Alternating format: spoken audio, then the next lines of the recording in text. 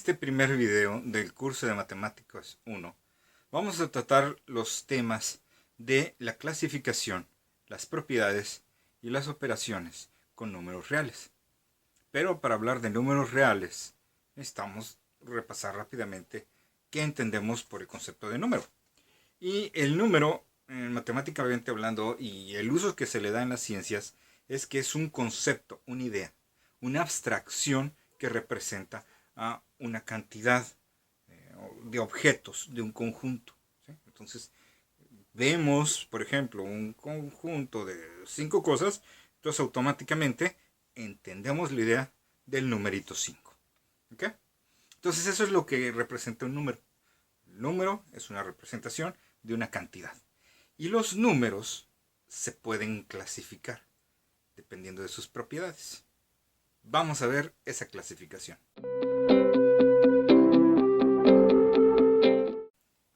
Las matemáticas son un lenguaje. Es el lenguaje por medio del cual tratamos de describir los fenómenos físicos que ocurren a nuestro alrededor. Y lo hacemos por medio de números y otros tantos elementos matemáticos. Pero el fundamental es el concepto de número. Y de hecho, la clasificación que se hace de los números fueron surgiendo dependiendo de las necesidades históricas del ser humano. La primera necesidad histórica que tuvo el ser humano fue contar. Entonces, ese conjunto de números con los cuales contábamos es el primer conjunto numérico y el más básico. ¿Qué tipo de números usamos para contar? Pues del 1 para enfrente. No usamos el 0 porque nadie cuenta algo que no tiene. Contamos objetos que están visibles, ¿no? A lo mejor el número de integrantes de una familia en la época de las cavernas era contable, ¿sí? Pero si se moría alguien, pues entonces ya no lo contábamos como 0, simplemente no lo contábamos. Entonces, el tipo de números que usábamos para contar son a partir del 1. ¿Sí? 1, 2, 3, etc. No llegamos hasta el 9 o hasta el 10, porque son los dedos de las manos, o 20 si tomamos en cuenta los dedos de los pies como los mayas, sino que seguiremos contando así infinitamente. Por lo tanto, el conjunto con lo cual se cuenta es un conjunto infinito. Y ese conjunto se conoce como el conjunto de los números naturales. ¿Ok? ¿Por qué naturales? Pues porque contamos cosas de la naturaleza. Y ese conjunto se simboliza por la letra N. Es una letra así como que gordita, para que se note que estamos hablando de un conjunto. ¿Okay? Bueno, después viene el comercio. Y cuando empezamos a comerciar, pues llegamos a tener deudas a veces. Y las deudas no representan un número que se pueda contar, porque estamos hablando de algo que no existe, sino que debo. Entonces, teníamos que registrar un tipo distinto de número de los que ya no era natural. Si se dan cuenta, los naturales son puros números positivos, porque contamos cosas positivas. Pero el momento de empezar a contar cosas negativas, surge otro tipo de número. ¿Sí? Entonces, si además de los conjuntos del conjunto de los números naturales, que es el menos el 1, 2, 3, etc., le agregamos los negativos como el menos 1, el menos 2, el menos 3, etc., le agregamos el 0, entonces este conjunto de los números naturales se vuelve más amplio. ¿Sí? Porque son todos los positivos, todos los negativos y el 0. Este conjunto numérico más grande se conoce como el conjunto de los números enteros. Esos son el conjunto de los números enteros, que en matemáticas se simboliza con la letra Z. ¿Por qué la letra Z? Bueno, porque la palabra número en alemán empieza con Z. Nada más por eso. Ok. Entonces, aquí estamos hablando de números enteros. Pero no todas las cantidades con las que nos enfrentamos son enteras. Surgen, en algún momento de la historia de la civilización, surge la necesidad de representar cantidades no enteras. Y si no son enteras, pues son pedazos, son fracciones. Por lo tanto, existe el conjunto de los números fraccionarios o racionales. ¿Por qué racionales? ¿Porque razonan los números? No, obviamente no, no razonan. Pero son raciones, son porciones, son pedazos. Y como son raciones, se conocen con el nombre de números racionales. ¿Cómo son los números racionales? Pues son todos los números que se pueden representar como la división de dos cantidades. Por ejemplo, números como 2/3 es un racional, ¿verdad? Números como 1/2 es un número racional. Pero fíjense qué pasa si yo escribo 8 entre 1. Pues 8 entre 1 es 8. Eso es un número entero. Significa que si yo agarro un entero, es decir, cualquiera de los naturales, los números positivos o los números negativos, o el mismo cero, y lo divido entre un número, entre el 1, entonces todos los enteros son en realidad fracciones, o los podemos ver como fracciones. Entonces, si juntamos todos los enteros junto a todas las fracciones, tenemos lo que se conoce como, ya lo dijimos, los racionales. Los números racionales, que se simbolizan con la letra Q. ¿Por qué la letra Q? Porque ración en inglés se escribe quotient, empieza con Q. Por eso nada más. Entonces, aquí también hay algo bien interesante. Por ejemplo, el 1/2 se puede representar no como la división de dos números. Por ejemplo, el 1/2 se puede representar como 0.5.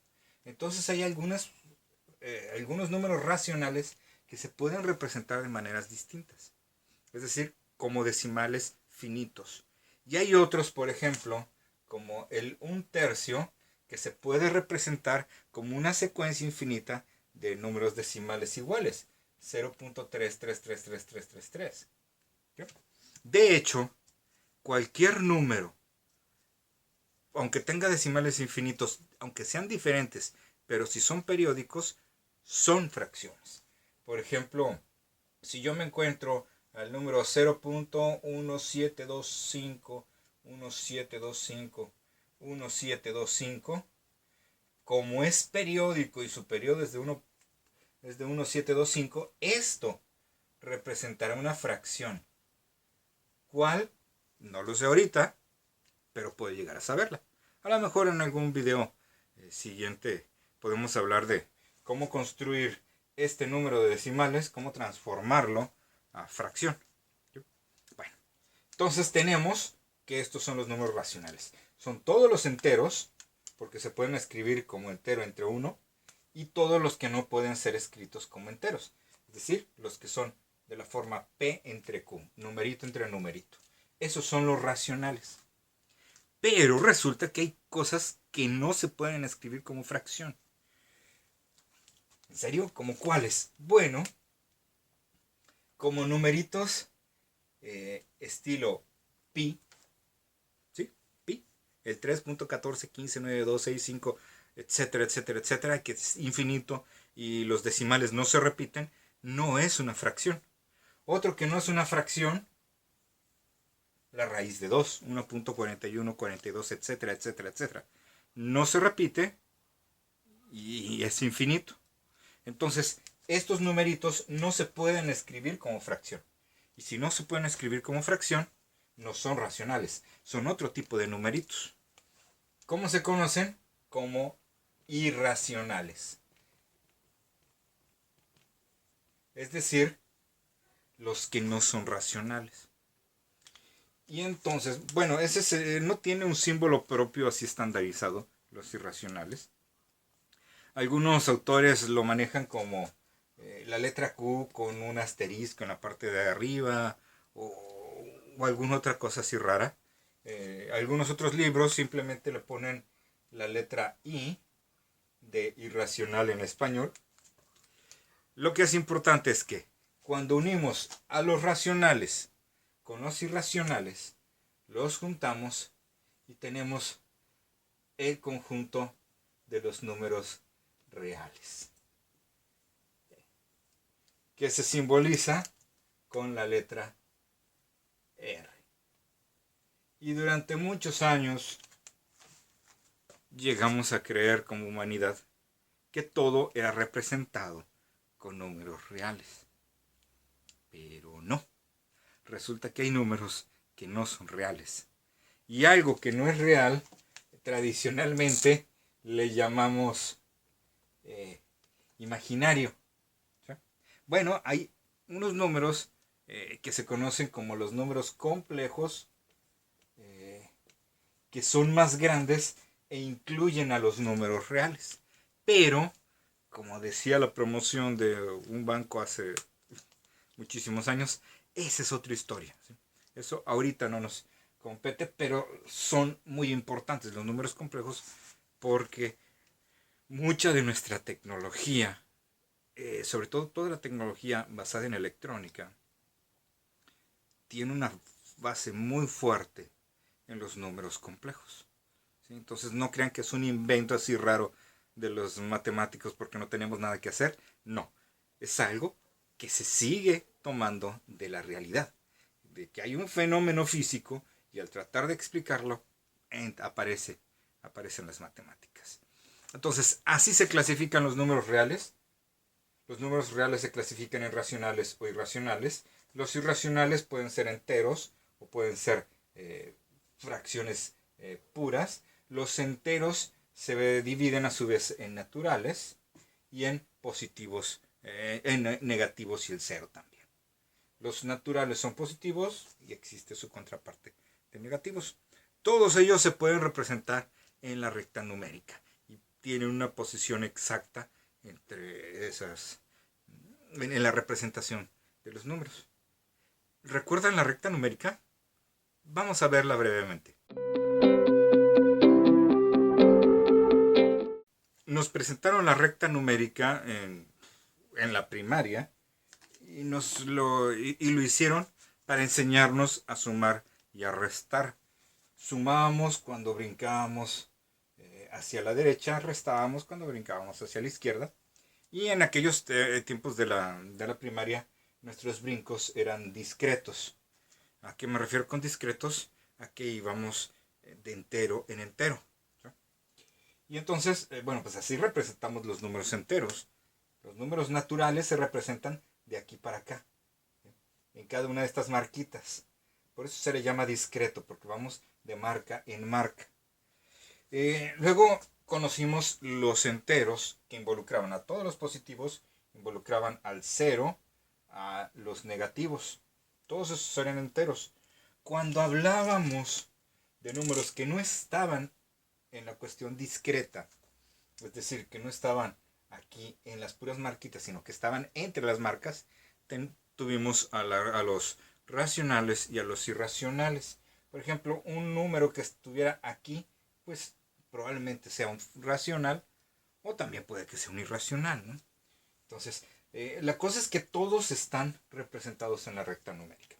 Y ya hablando de matemáticas más fundamentales, y eso significa que no necesariamente muy académicas o muy fácil de entender, matemáticas más conceptuales, ¿sí? No, matemáticas no comerciales, sino para estudiantes dedicados al área, sucede algo bien interesante, que esta recta numérica pues no es una línea continua. Bueno, sí lo es, pero no es como que un trazo continuo, sino que está formado por un número infinito de puntitos, y cada puntito está representado por algo, pero no hay hueco entre uno y otro. Esta recta es una secuencia de puntos que está completa. Se conoce como el axioma de completitud de la recta numérica, de que siempre entre dos numeritos siempre voy a poder encontrar uno intermedio. Nunca vamos a encontrar un hueco. Bien, entonces eso es lo que recordamos de la recta numérica. En la recta numérica entonces se pueden representar cualquier tipo de números reales. Vamos a las propiedades. Cuando hablamos de axiomas, hablamos de una propiedad. Un axioma es una propiedad, en este caso de los números reales, cuya veracidad se acepta sin demostración, porque la vemos que es una verdad evidente. ¿Sí? Entonces, a lo mejor el nombrecito no les gusta o les llama la atención. Ok, olvidémonos de la palabra axioma y pensemos en propiedades. ¿Sí? Es lo mismo, propiedades de los números reales. Y hay varias propiedades que cumple un número real. Por ejemplo, un número real es igual a sí mismo. Vienen otras propiedades relacionadas a las operaciones que se pueden hacer. Por ejemplo, hay una propiedad en la adición que se conoce como la propiedad conmutativa. ¿Sí? La propiedad conmutativa de la suma. Si yo tengo dos numeritos a más b y los volteo, b más a, el resultado sigue siendo lo mismo. Existe un neutro aditivo. Es decir, yo puedo agarrar un numerito, un 5, sumarle el 0 y me sigue dando el 5. Es decir, no hace nada. ¿Sí? La existencia de un número que no hace nada a la hora de sumar es lo que llamamos como el neutro aditivo. Existe también el inverso aditivo. Es decir, bueno, que cuando yo agarro un número y le sumo su inverso, entonces el resultado es 0. Y numéricamente pues, estamos hablando de los negativos, ¿no? Agarro el 3, le sumo el menos 3 y su resultado va a ser 0. Y también tenemos las mismas para la multiplicación. Existe un neutro multiplicativo que viene siendo el 1, porque al multiplicar un número por 1, el resultado es el número inicial. Es decir, 7 por 1 sigue siendo 7. Existen inversos multiplicativos, porque si yo tengo un 4 y lo multiplico por un cuarto, pues mi resultado va a ser 1. A lo mejor ahorita no lo... sobre todo la multiplicación de enteros con fracciones hablada no la ven muy claramente. ¿Por qué? Porque lo típico es hacer operaciones. Pero ya llegará ese momento. También tenemos una conmutatividad a la hora de multiplicar. Si yo multiplico 2 por 5 por 3, puedo multiplicar primero el 2 por 5 y es 10, y el resultado lo multiplico por 3 y sería 30. O puedo multiplicar el 2 por 3, que sería 6, y luego multiplicarlo por 5, que sería 30. Entonces puedo cambiar de orden tanto la suma como la multiplicación porque son conmutativas. Entonces, a eso se refieren las propiedades. Y las propiedades nos permiten resolver operaciones más complicadas, ¿no? Este tipo de axiomas o propiedades que acabamos de mencionar se conocen con el nombre de axiomas de campo de los números reales. O las propiedades, bueno, sí, se les llama así, básicamente axiomas de campo de los números reales. Entonces tenemos los axiomas de campo. ¿Por qué? Dejémoslo así. Eso sería meternos en matemáticas más elevadas.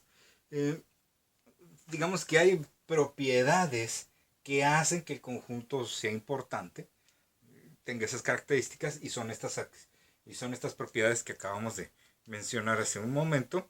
Y hay otro tipo de axiomas que son los axiomas de orden.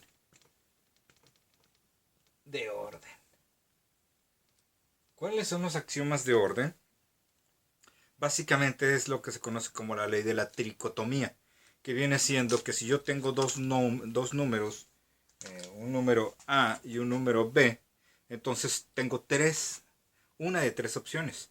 O A es más grande que B, o B es más grande que A, o A es igual a B. Entonces ahí estamos hablando básicamente de desigualdades, en este caso hacia un lado, hacia el otro lado, o la igualdad, ¿no? Entonces esa implicación de la ley de la tricotomía nos va a hablar de dos cositas que se conocen como desigualdades y como igualdad. Entonces, esos serían los axiomas que tenemos aplicables a los números reales, los axiomas de campo y los axiomas de orden. Pero hay otras cosas que también operativamente son muy importantes de recordar, que vienen siendo las leyes, ay, qué feo lo escribí, disculpen, leyes de los signos. ¿Se acuerdan de cuáles leyes de los signos hay? Vamos a repasarlas. Las leyes de los signos son básicamente dos y se refieren al tipo de operaciones. Entonces hay unas leyes de los signos que me van a trabajar con la suma y la resta, y hay otra ley de signos que me va a trabajar con la multiplicación y la división. Entonces saben, hay dos leyes de signos. La más tradicional, la que usamos corrientemente, es para la multiplicación y la división.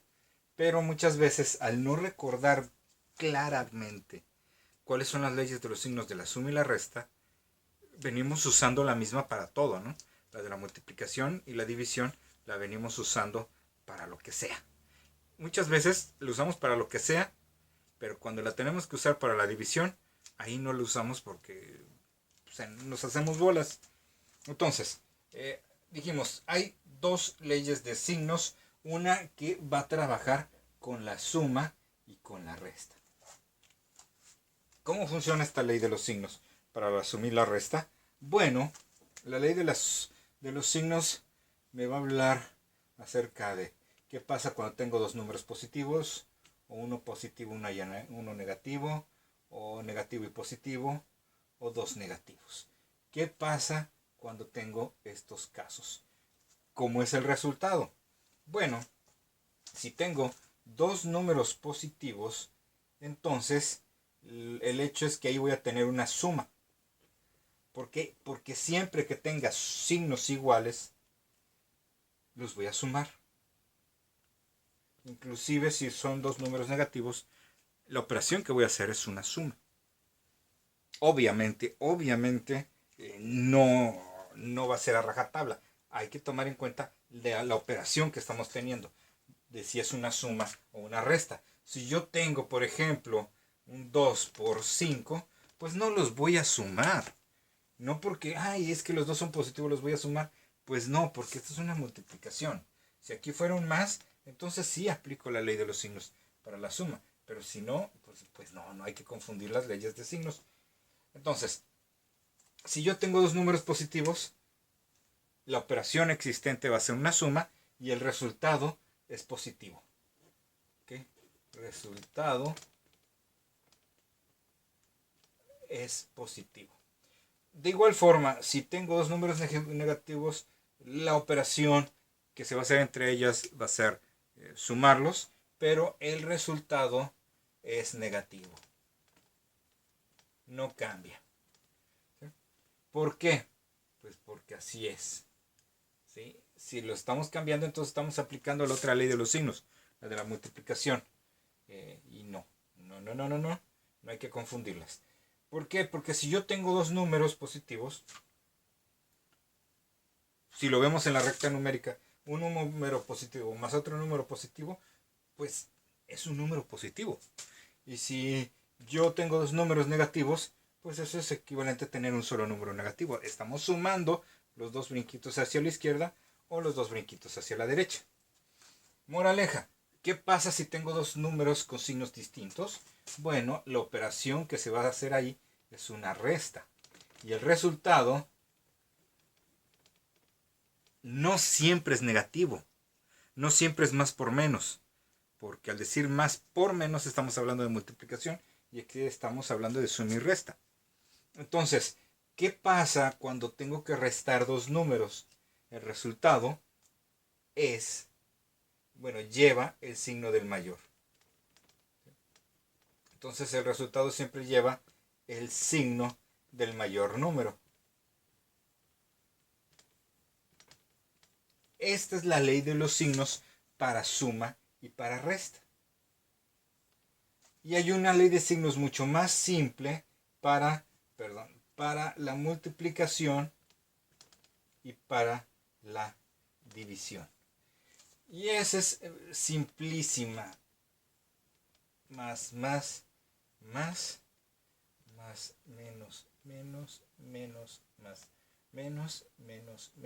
más.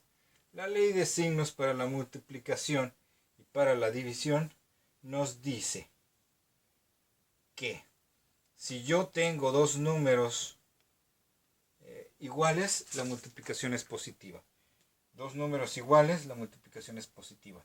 Ya sea que los dos números sean positivos o los dos números sean negativos, la multiplicación o la división va a ser positiva. Pero si tengo signos distintos, uno más y otro menos, o viceversa, uno menos y otro más, pues mi resultado va a ser negativo. Entonces, hay que tener bien claro el funcionamiento de estas dos leyes para aplicarlos adecuadamente al cálculo de operaciones. ¿Cómo qué tipo de operaciones? Vamos a ver uno.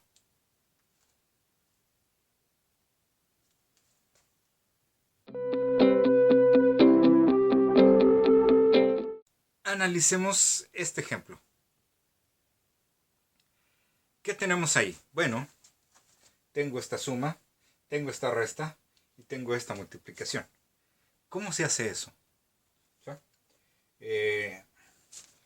Podemos decir que 12 más 18 son 30 y 30 menos 4 son 26 y 26 entre 7 pues no se puede dividir. Si hacemos eso de corridito estaríamos excesivamente mal. ¿Por qué? Porque la gramática matemática no nos permite hacer eso. Hay un orden, ¿sí? Hay un orden, una estructura para hacer este tipo de multiplicación, de operaciones en un renglón. Cuando en un renglón tenemos este tipo de operaciones, hay un orden en de hacerlo. Y ese orden se conoce como la jerarquía de operaciones. ¿Ya lo recordaron? La jerarquía de operaciones. Jerarquía de operaciones. ¿Qué nos dice la jerarquía de operaciones? Bueno, que cuando tenemos un renglón de operaciones, ¿sí? Ojo, fíjense que no tenemos una división rara aquí extraña. Estas operaciones están en un solo renglón. Entonces, se operan de la siguiente forma. ¿Okay? En un nivel más alto, aparentemente, están las potencias y raíces. ¿Ok? Es decir que si yo tengo una potenciación, potencias y raíces. ¿Okay? Digamos, estamos hablando de que ese es nuestro primer nivel de la jerarquía. Es lo primero que vamos a hacer. Aquí tenemos potencias y raíces. Pues no, no tenemos potencias y raíces. Entonces vamos al segundo nivel de la jerarquía. Multiplicación y división.